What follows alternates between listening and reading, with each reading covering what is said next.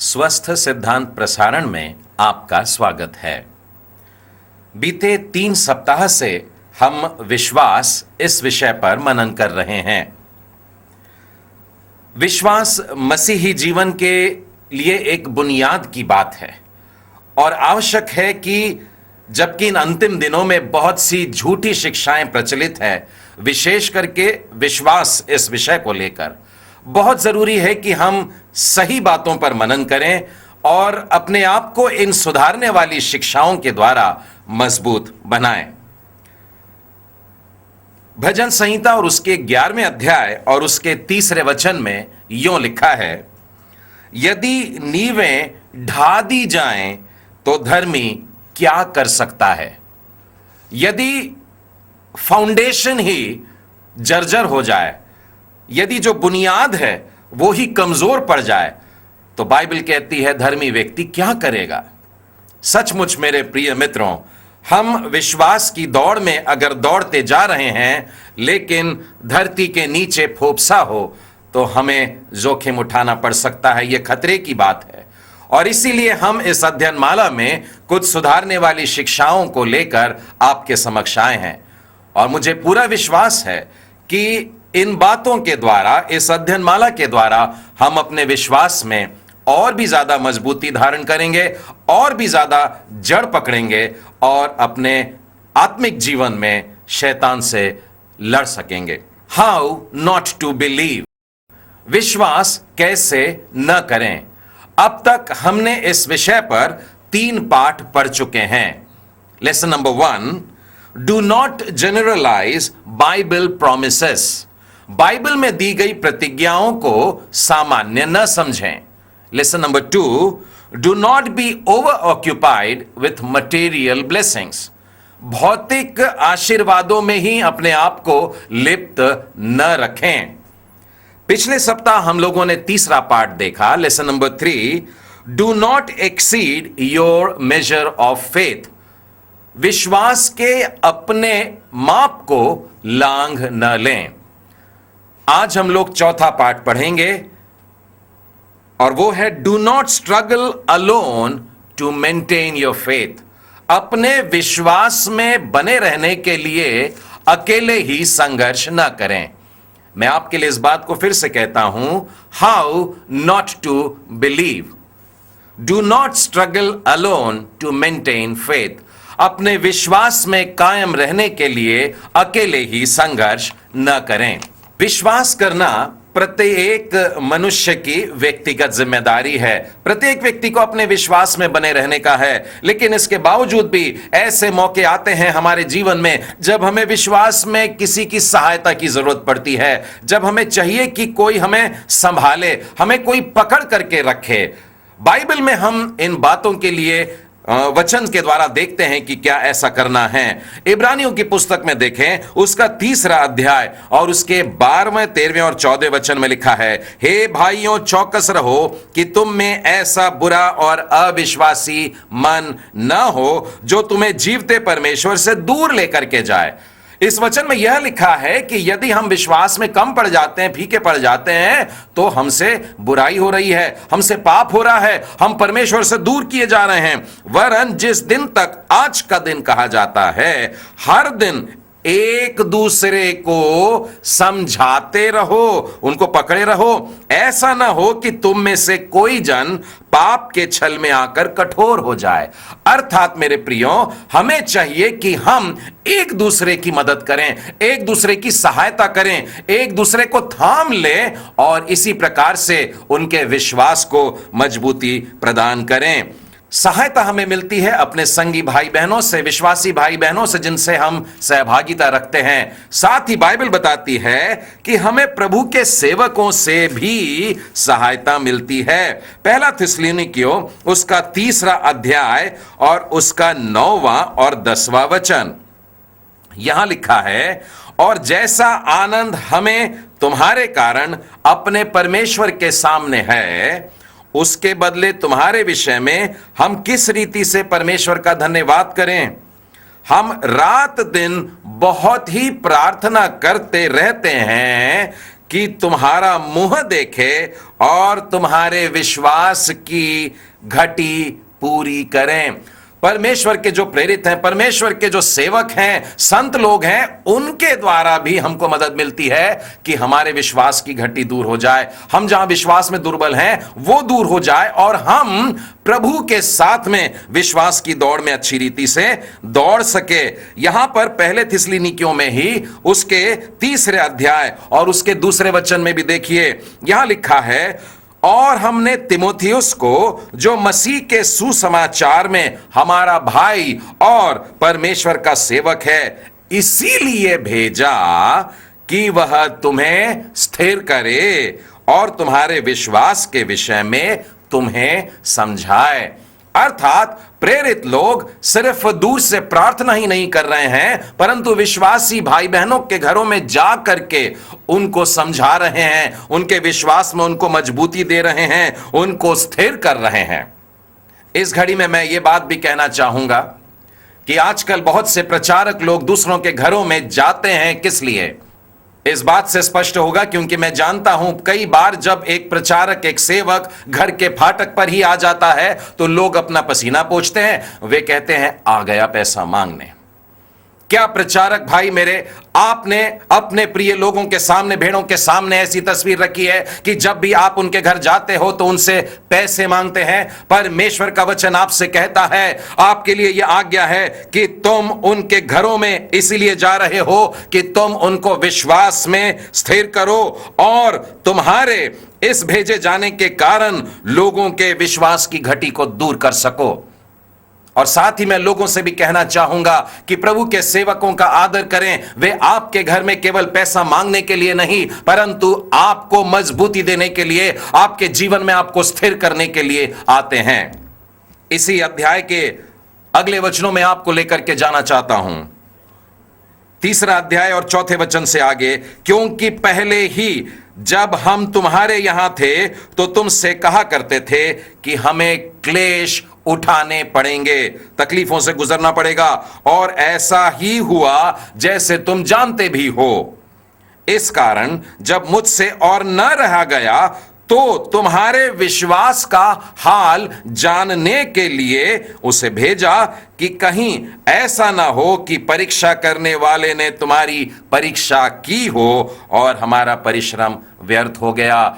हमारे प्रिय लोग, हमारे संत लोग हमारे घर में आकर के हमें जो मजबूती प्रदान कर रहे हैं, वे जानते हैं कि शैतान खुला घूम रहा है। आज परमेश्वर का विरोधी लोगों के घरों में जाकर के उन पर आक्रमण करता है, जलते तीरों से वार कर रहा है और विश्वास की ढाल को तोड़ने की कोशिश कर रहा है, हमें विश्वास में दुर्बल करने की कोशिश कर रहा है। और इसीलिए मेरे मित्रों, एक दूसरे के विश्वास को थामने का है, एक दूसरे को हिम्मत देने का है कि हम लोग सब आपस में एक दूसरे को थाम करके खड़े रह सकें, एक दूसरे के साथ में, अर्थात सहभागिता, और एक दूसरे के साथ में जब हम प्रेम करेंगे तभी इस विश्वास में आगे बढ़ सकेंगे। 1 कुरिन्थियों 13 में भी अध्याय में मैं पढ़ता हूं कि यदि मैं विश्वास कर लूं लेकिन प्रेम न रखूं तो मैं कुछ भी नहीं होता हूं। परमेश्वर का वचन कहता है विश्वास के साथ ये प्रेम होना चाहिए, ये सहभागिता जो है ये सही किस्म की होना चाहिए, तब हम आगे बढ़ेंगे। बाइबल में कई बार मैंने पाया है कि जब जब मैंने विश्वास पढ़ा है तब तब मैंने प्रेम पढ़ा है। उदाहरण के लिए देखिए 1 पतरस और उसका 1 अध्याय और उसके 21वें और 22वें वचन में, 21वें वचन में लिखा है 1 पतरस 1 अध्याय कि विश्वास की बात है, और 22वें अध्याय में तुरंत प्रेम की बात कर रहा है। प्रेम और विश्वास दोनों साथ में चल रहे हैं। विश्वास मेरे अंदर के भीतर की बात है, और जब प्रेम है तो परमेश्वर से है और लोगों से है, अर्थात एक सहभागिता से है। और इसीलिए विश्वास और प्रेम दोनों का साथ चलना बेहद जरूरी है। मैं आपके सामने इफिसियों की पत्री में से और उसके 6वें अध्याय और उसके 23वें वचन को पढ़ करके बताता हूं। यहां पर लिखा है, परमेश्वर पिता और प्रभु यीशु मसीह के ओर से भाइयों को शांति और विश्वास सहित प्रेम मिले। विश्वास के साथ साथ ही प्रेम मिले, ये दोनों अलग अलग नहीं किए जा सकते।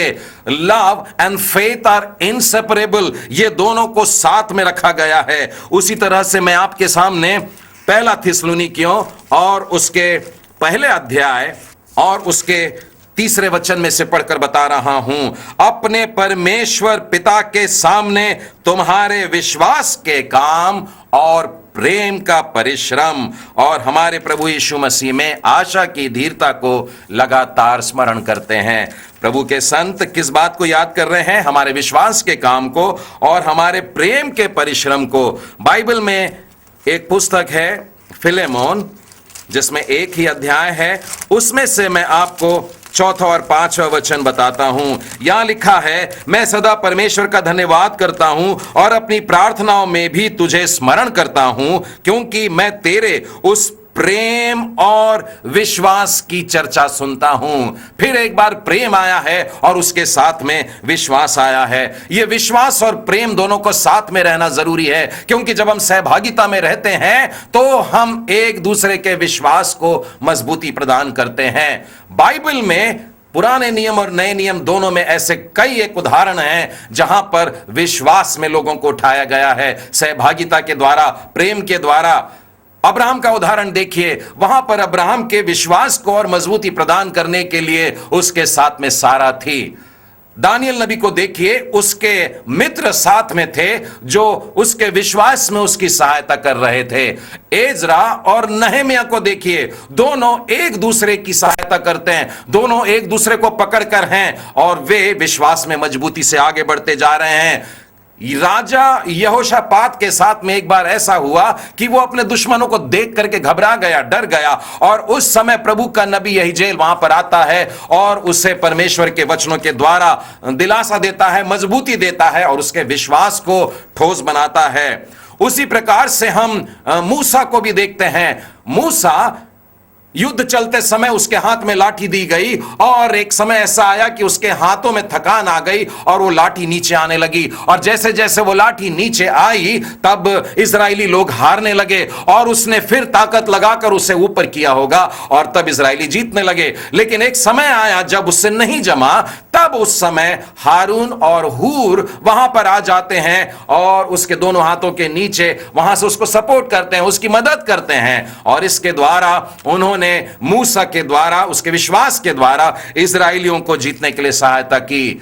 नए नियम में प्रेरितों के काम में देखिए, फिलिप्पियों के जेल खाने में देखिए, पौलुस और सिलास वहां पर है और दोनों जेल खाने में पड़े हैं। दोनों की हालत लहूलुहान है, रोने वाली हालत है और छाती पीटने की हालत है, लेकिन दोनों गीत गा रहे हैं, परमेश्वर की स्तुति कर रहे हैं। और आपको मालूम है ये कैसे संभव हुआ? क्योंकि पौलुस सिलास को हिम्मत दे रहा है, सिलास पौलुस को हिम्मत दे रहा है। दोनों के हाथों में हथकड़ियां हैं और पांव में बेड़ियां लगी हुई हैं, लेकिन परमेश्वर की जय जयकार की गूंज पूरे जेल खाने में हो रही हैं और सब लोग परमेश्वर के भजनों को उनके द्वारा सुन रहे हैं। इसलिए क्योंकि यह सहभागिता है, यह प्रेम है, और इसके द्वारा एक दूसरे को हम विश्वास में मजबूत करते हैं। और इसीलिए आज के पाठ के द्वारा मैं ये आपसे कह रहा हूं कि अपने विश्वास में कायम रहने के लिए अकेले ही संघर्ष ना करें, आप किसी की सहायता करिए, कोई आपकी सहायता करेगा, और ऐसे करके हम सब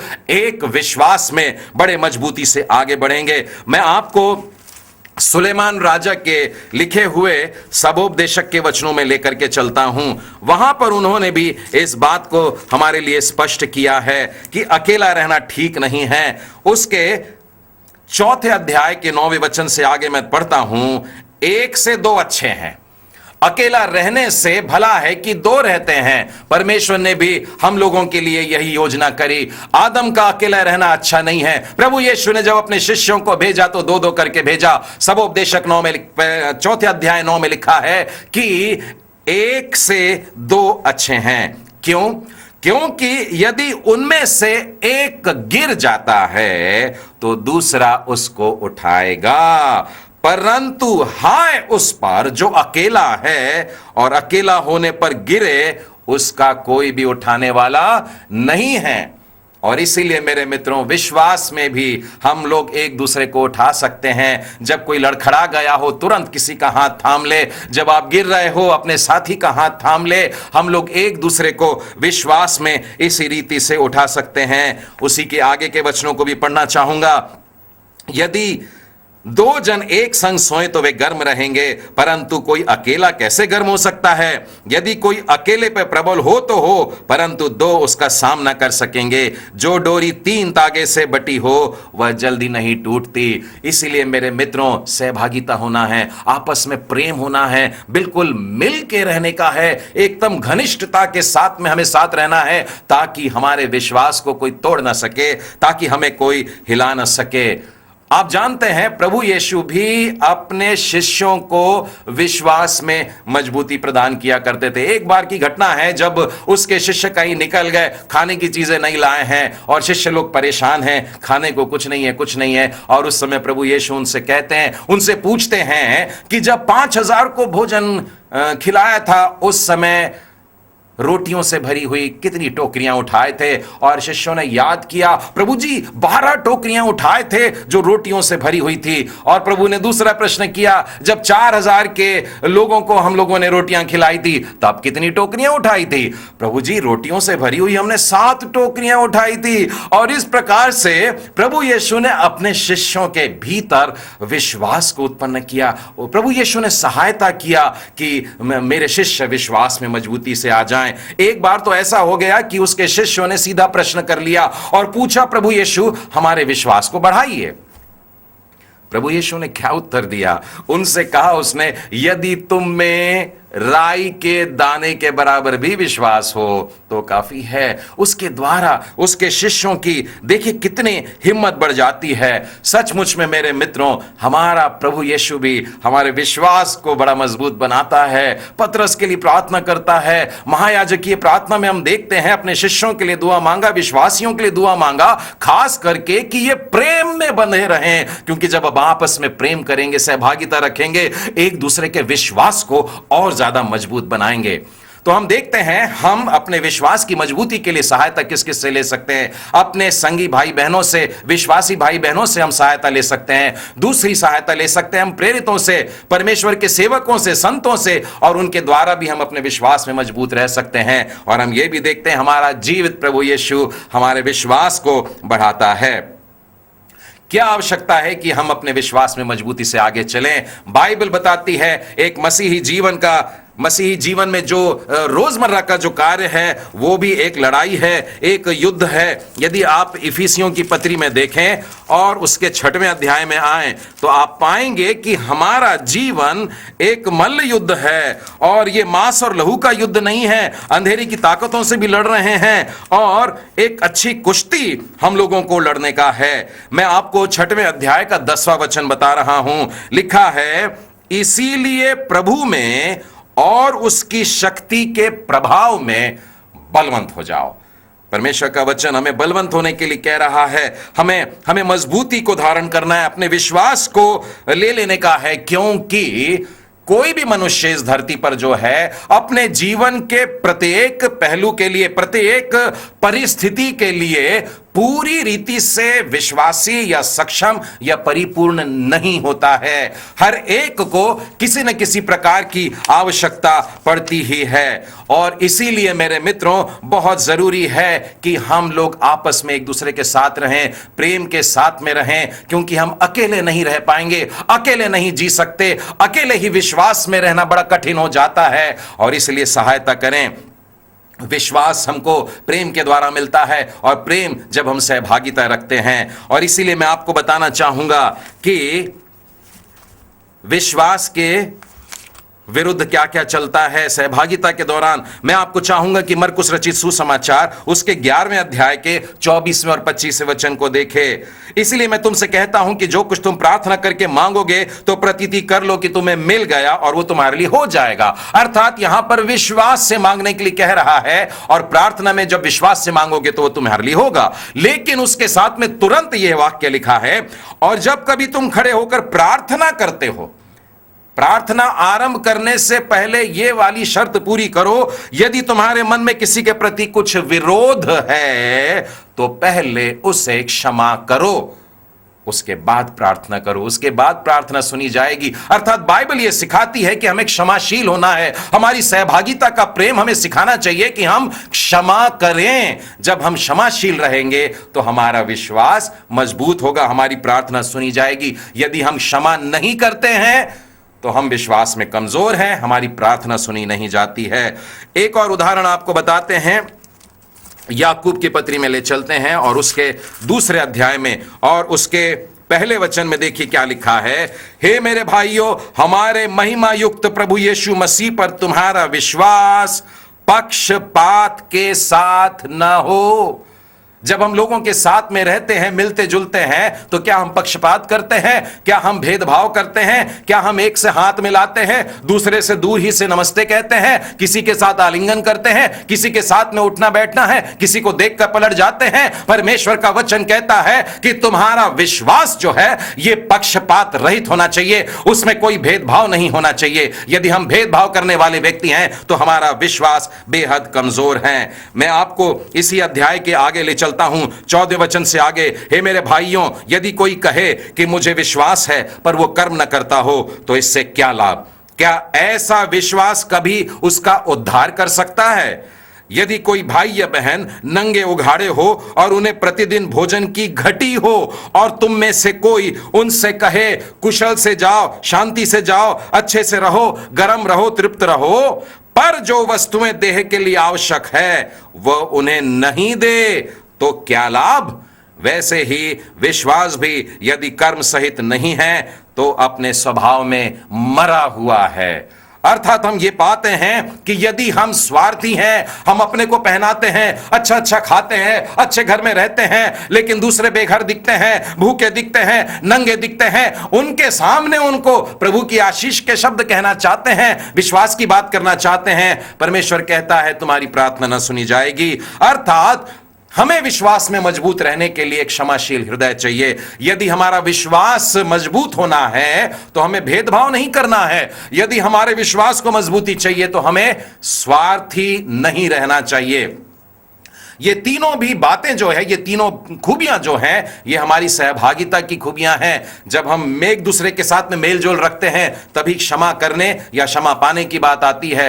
भेदभाव की बात तब आती है जब हम दूसरों के साथ में मिल करके रहते हैं, और पक्षपात की बातें भी आती है और स्वार्थ की बातें आती है जब हम मिल के रहते हैं। लेकिन जब हम स्वार्थ को दबाते हैं, निस्वार्थ मन से दूसरों की सेवा करते हैं, उनसे प्रेम करते हैं, जब हम भेदभाव नहीं करते परंतु सबके साथ मेल जोल के साथ में रहते हैं और हर एक को क्षमा करके रहते हैं, तब हम विश्वास में आगे बढ़ते हैं, तब सहभागिता को मजबूती मिलती है, तब हमारा प्रेम बढ़ता है और हम विश्वास में एक साथ एक दूसरे को मजबूती से आगे लेकर के चलते हैं। मेरे मित्रों, इन तीनों बातों को स्मरण रखें जो सहभागिता या एक दूसरे के कारण हमें मिलती है, और वो है कि हमारे भीतर एक ऐसी आत्मा होनी चाहिए जो क्षमाशील मन रखती है, जो सबको माफ करने वाली रहती है। दूसरी बात कि हम किसी के साथ में भेदभाव न करें, और तीसरी बात कि हम स्वार्थी मन न रखें। इसी के समय एक चेतावनी देना भी चाहता हूं कि जब कभी हम अपने जीवन में उतार और चढ़ाव से गुजरते हैं, जब कभी ऐसे मौके आते हैं जब हम तकलीफ में हैं, कोई विश्वास में सहायता करने के लिए आता है, मैं आपको बाइबल में से बताता हूं, 2 कुरिन्थी और उसका पहला अध्याय और उसके 24वें वचन में से, यह नहीं कि हम विश्वास के विषय में तुम पर प्रभुता जताना चाहते हैं, परंतु तुम्हारे आनंद में सहायक हैं, क्योंकि तुम विश्वास ही से स्थिर रहते हो। ऐसे मौके में आप सावधान रहें, और ऐसे मौके में आप दूसरों पर अपने विश्वास के द्वारा हावी न बने, परंतु इस बात के लिए प्रयत्न करें कि उस विश्वासी भाई को उसकी तकलीफ में से उठाएं, विश्वास में उसे मजबूती से आगे लेकर के चलें। और आप अगर इस परिस्थिति में से गुजरते हैं तो किसी दूसरे को अपने ऊपर हावी ना होने दें। आप अपना विश्वास उस अद्वितीय परमेश्वर पर रखें जिसने आपसे एक अद्भुत प्रेम किया है, उसने एक लौते के लहू के द्वारा आपसे प्रेम किया है, एक महान प्रेम किया है, और उसी पर विश्वास करने के द्वारा हम जीवन पाते हैं। प्यारे मित्रों, हाउ नॉट टू बिलीव, विश्वास कैसे ना करें। अपने विश्वास में बने रहने के लिए अकेले ही संघर्ष न करें। Do not struggle alone to maintain your faith. आइए हम लोग प्रार्थना करें। हे हमारे प्रेमी, दयालु, अनुग्रहकारी परमेश्वर पिता, आपके इस अद्भुत प्रेम के लिए धन्यवाद जो आपने हम में भरा है, और आपके इस स्वभाव के लिए भी धन्यवाद देते हैं प्रभु जी कि हम उसी प्रेम से भरकर आपस में एक दूसरे से सहभागिता रखते हैं। आपने हमें विश्वास में लाया और कलीसिया में शामिल किया, और लोगों के साथ में एक अद्भुत प्रेम का संबंध है। हमारे इस परिवार में, हमारे विश्वासियों के परिवार में प्रभु जी, हम एक दूसरे के साथ में बिना पक्षपात के, बिना भेदभाव के, निस्वार्थ भाव से प्रेम करें। एक दूसरे की गलतियों को क्षमा करते रहें, और हमसे जब गलती हुई तो क्षमा मांगें, ताकि हम एक दूसरे को विश्वास में मजबूती दें, एक दूसरे की सहायता करें, और प्रभु परमेश्वर आपकी योजना को हमारे जीवन में इस पृथ्वी पर पूरा करें। हे पवित्र आत्मा, धन्यवाद देते हैं आपकी सहायता के लिए, इन वचनों को हम समझ सके। सारी महिमा, आदर और गौरव आप ही को देते हैं, और ये प्रार्थना हम अपने उद्धारकर्ता प्रभु यीशु मसीह के नाम में मांगते हैं। सुनो ग्रहण कर, आमीन।